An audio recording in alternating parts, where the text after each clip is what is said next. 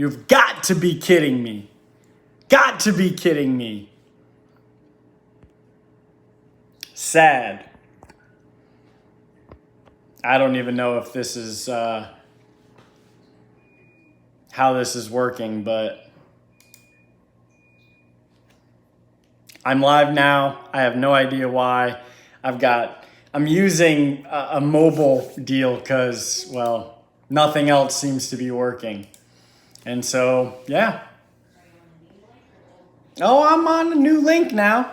I'm on my mobile phone doing whatever. Apparently, the desktop version says no bueno. So, it is what it is. I apologize that you're looking up at me and you cannot see fish. I guess I could raise this somehow. I was not anticipating any of this happening. But it is what it is. Let me turn off this camera and we'll jump straight into it. And yeah, I have no idea. I mean, yeah, I got my lights. I don't know. Hold on. Let's see if any of this works. No, I don't have another stream scheduled. This is the new one because, well, the other stuff wasn't working. Let's see. Let me see this. Hopefully it doesn't.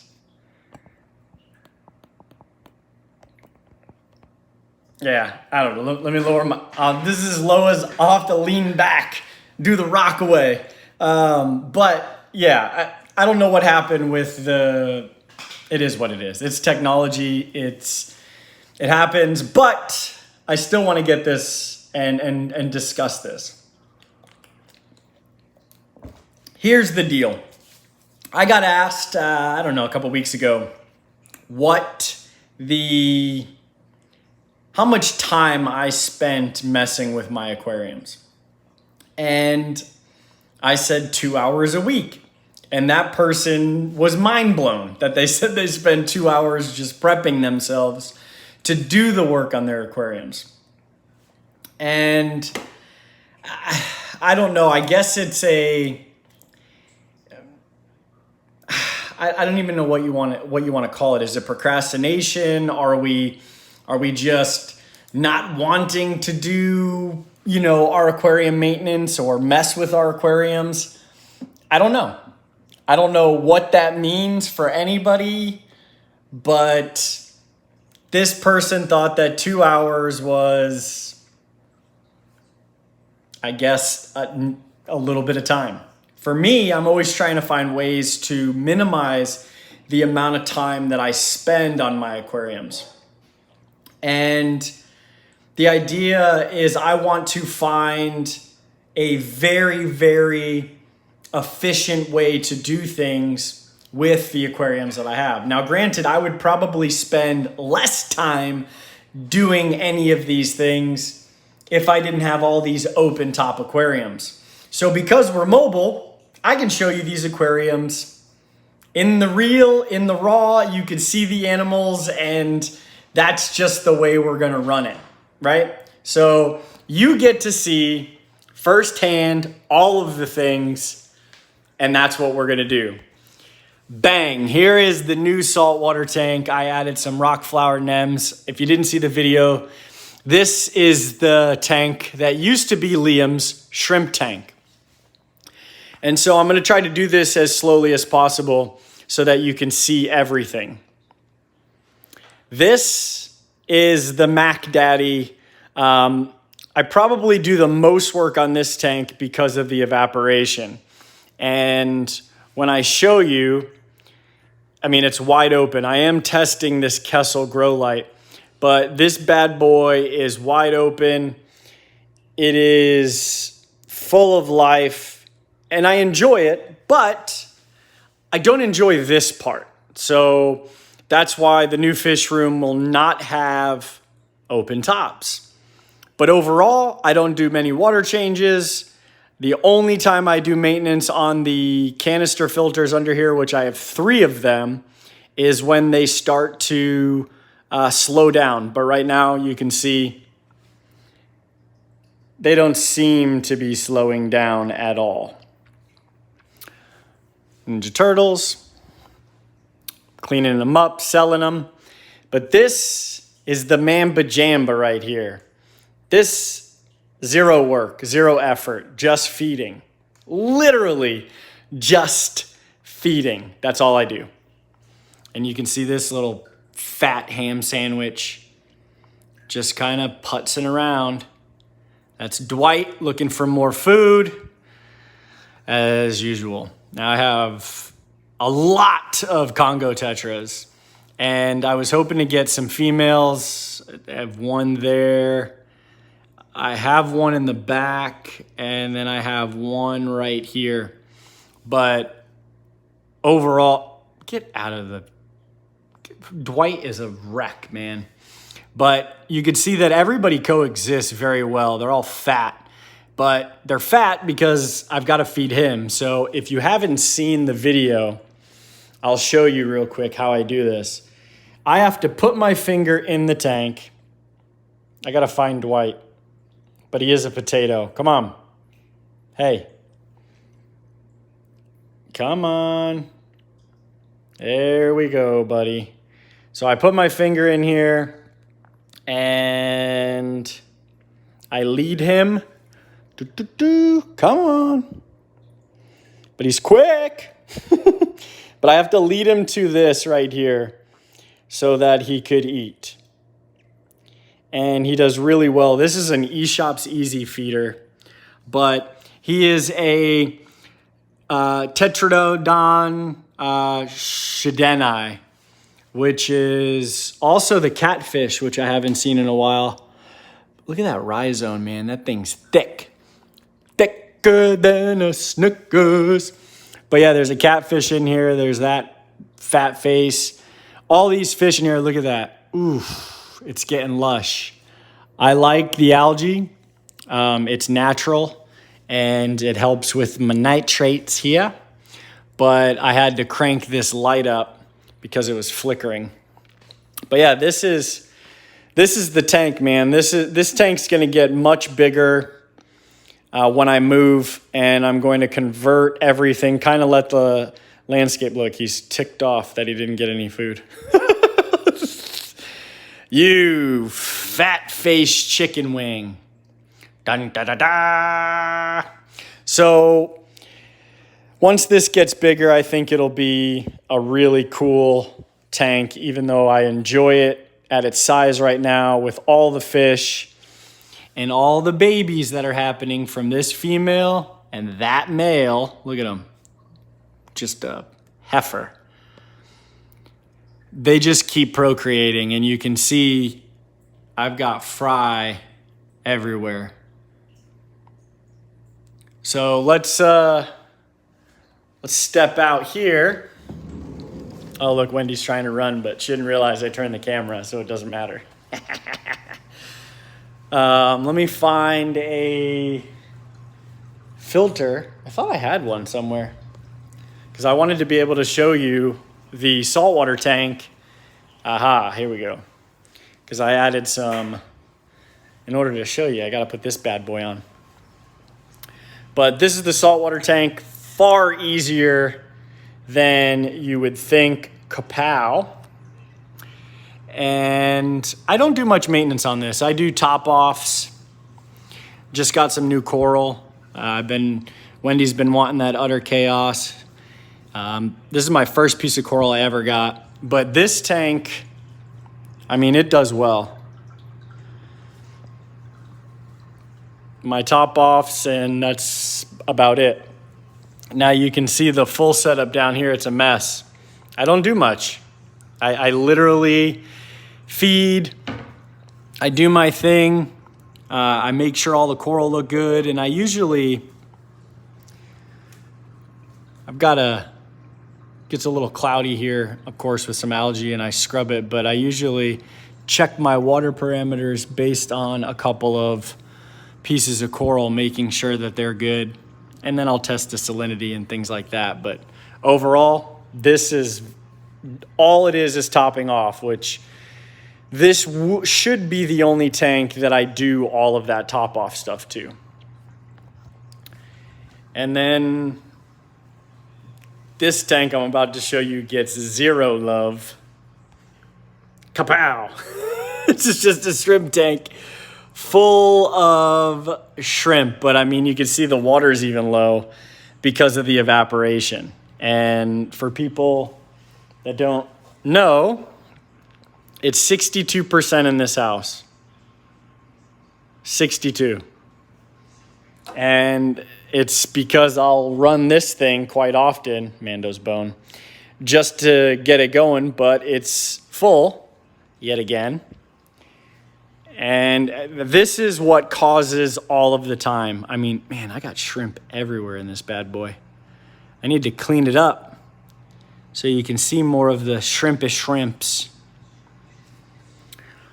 But I did move a tank over here. This has the zebra pleco in it. Of course, he's tucked away in there. And then I was doing some maintenance on this tank. Let's see if we can find it. There was a Dardeni fry that survived. Unless he got sucked up again. I have no idea. But he had been inside that filter for I don't know how long. And then we've got this bad boy that just stays running. It's got the tetras. It's just awesome. Very, very easy. I use the Zet light. This will probably stay the way it is, but it's awesome. I mean, even the betas in here the beta, I should say, is pretty cool. So literally the most expensive amount of time is... Look, I trapped Wendy in here. Dun, dun, dun. Actually, the most expensive amount of time is really just filling everything up. So here we go. Then you have this bad boy. Super fluffy, super lush. I mean, that is a lot of plants. I've got to trim it. I keep saying I'm going to do it. And this weekend was fun-filled with Liam and Wendy. Oh, there's a little frog back there. I don't know if you can see him. But the next one down below here, these require minimal effort as well. But this one's like, this is the newest one. Oh, where'd he go? He just jumped off oh, there he is in the back. I don't know if you can, yeah, buddy. He's getting fatty McFatterson. I just got to be careful that nobody jumps out. But yeah, these guys are doing so well. I just got to trim them back. And really the only thing I do is fill that up. And then Bat Cave. Dun, dun, dun. Slash. Come out, bro. Look at him. As soon as he sees me, he's going to go. Oh, he sees the camera. He's like, oh, crap. Let's see if I can get him.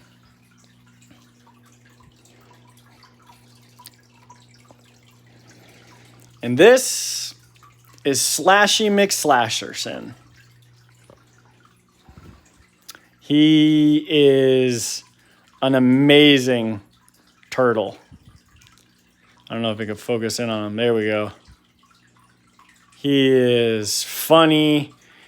He's very, very, very smart. And he's got some really cool markings. But just a savage when it comes to food. Here, let's put him back in. Watch him. Come on, little brother. Shoo! Goes right back into his hiding spot. So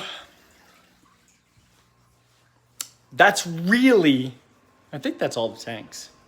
It's all the tanks that I maintenance. That's all I'm showing you is the tanks that I maintenance. But at the end of the day, it shouldn't take you a long time to do anything that you enjoy because, well, you should enjoy it, right? And you should jump right on it, get to it, the whole thing. God, I need female Congo tetras. Look at this. Let's get some up close of these guys.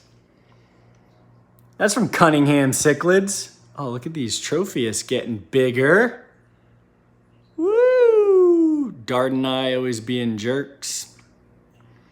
But yeah, these guys, all they do is eat, eat, eat all day long. So, look, when you enjoy something, whatever it is, you know, it shouldn't take you very long to do much of all this.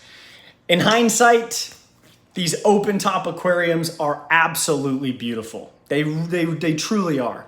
But more importantly, they cut back a lot of, I don't know, the enjoyment, so to speak, because I'm spending so much time, which is only a couple hours a week, but I'm making water. I'm prepping it. I'm checking it. I have to keep the humidity down. I can tell you that all these beautiful tanks we see online, they're either in a special room or this person is setting them up and getting rid of them, because you cannot live with bigger tanks fully open. You cannot do it. It's just not fun.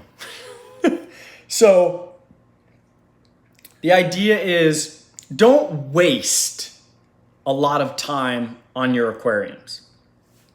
And the reason why I say waste is because time is valuable. Most people would say that time is probably more valuable to them than money. And I would have to agree. But we can ruin a lot of enjoyment by procrastinating or looking at our aquariums and going, ugh, I don't really want to do this. I'll do it a little bit later. And then you get frustrated because something doesn't work, and then you break something. And then the hobby doesn't bring a level of enjoyment that it used to. And so wasting time is a problem, ultimately. Like, I waste time doing water top-offs. Yeah, there's crappier things I could be doing, but it sucks. It's mundane, and it's the most excruciating. I think my favorite part is feeding. That's probably my favorite part. What's your favorite part? In terms of keeping aquariums, what's your favorite part of the process? And I would love to hear it. I appreciate everyone that's here and dealt with all the technical issues. But, I can say, oh, I didn't have enough money to get a setup, or I didn't have XYZ, or whatever. But at the end of the day, if you can minimize the amount of time, which ends up being money as well, it's going to be an amazing ride for you. I've always wanted open aquariums until I realized how much evaporation comes from 11 tanks. All I have is lids, except a 10-gallon shrimp tank. Yeah, I just like looking at them and seeing them move. Researching new equipment, awesome. I mean, breeding, behavior, like you watching the behavior here? 1 male, 1 female. That's it. 1 male, 1 female. Fishless cycling is my favorite part. What? No way. You should be like that when it comes to cycling a tank. There's so many products. Somebody just said salt water evaporates more than fresh water. And I would agree because of both filtration systems, right? Canisters for me, closed. So really all that's happening is coming from here. Where on the saltwater aquarium, I'm evapping from not only the sump because it's open, but also the open top. And there's a lot of agitation of water moving. Fishless cycling is the equivalent of watching paint dry. Yeah, I mean, 100% agree. So, I mean, I set that tank up, the saltwater tank. I did the video Sunday, so I put the saltwater in it on Sunday. No, Saturday. Crap, I can't remember. Anyways, I put coral in it yesterday, and it had only been up maybe 2 days, I think, 2 or 3 days. So, and everything checked out okay. Coral's still going. The water's a little warm, so I disconnected the heater, but this room stays a little warm. But yeah, folks, I mean, stop wasting time. You know, if you're finding a process could be cut out, you know, there's a lot of things that we do too much of in the aquarium hobby, and we wonder why folks can do so many things.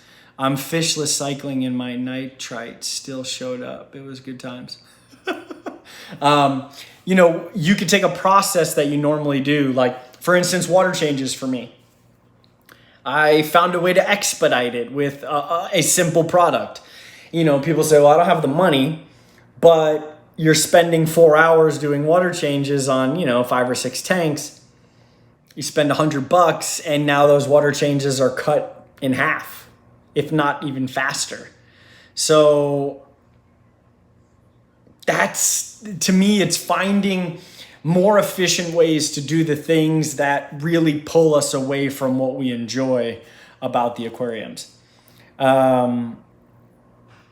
You know, Deborah keeps talking about how she loves breeding, and I think that that's awesome. You know, if you enjoy that piece, keep doing it, but also keep in mind that there are a lot of fish that are going to come from breeding, and so have a plan, not just to continue to hoard these fish, but to potentially donate them or sell them or whatever the case is, and be ethical about it. I mean, these are all the things that we need to, you know, have conversations about. It's not just the cool, flashy, oh man, that guy set up a cool aquarium and now that aquarium's gone, or that guy did something cool on the Instagram. You know, yeah, that's cool, but was it the right thing? Was it ethical? Did it just draw us to it? I think one of the things for me that I end up wasting a lot of time on in the aquarium hobby is finding things that are enjoyable for you folks that are still ethical in nature. You know, I'm not going to toss Slash up in the air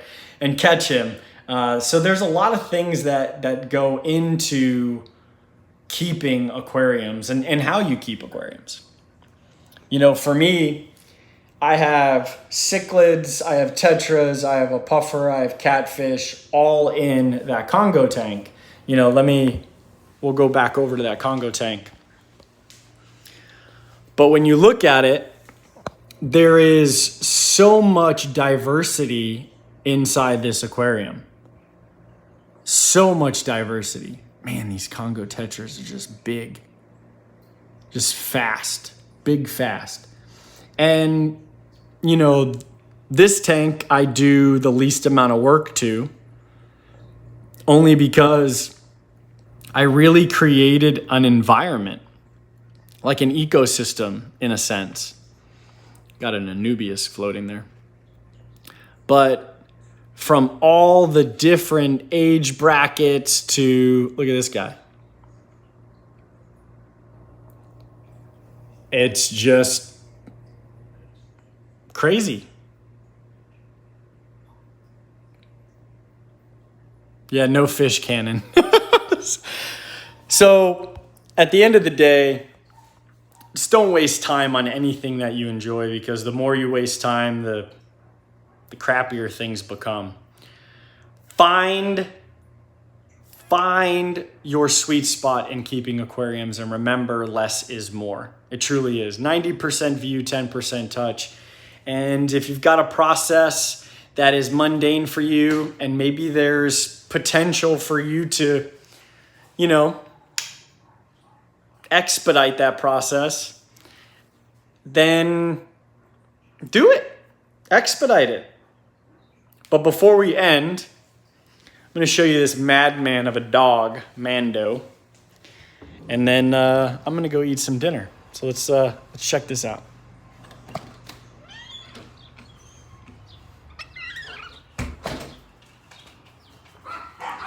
Oh no.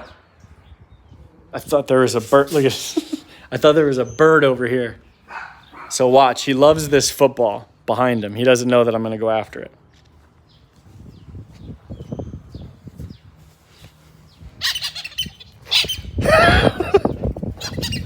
Watch.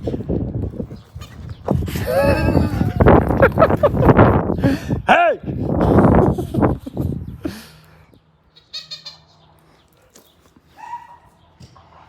The dog loves it.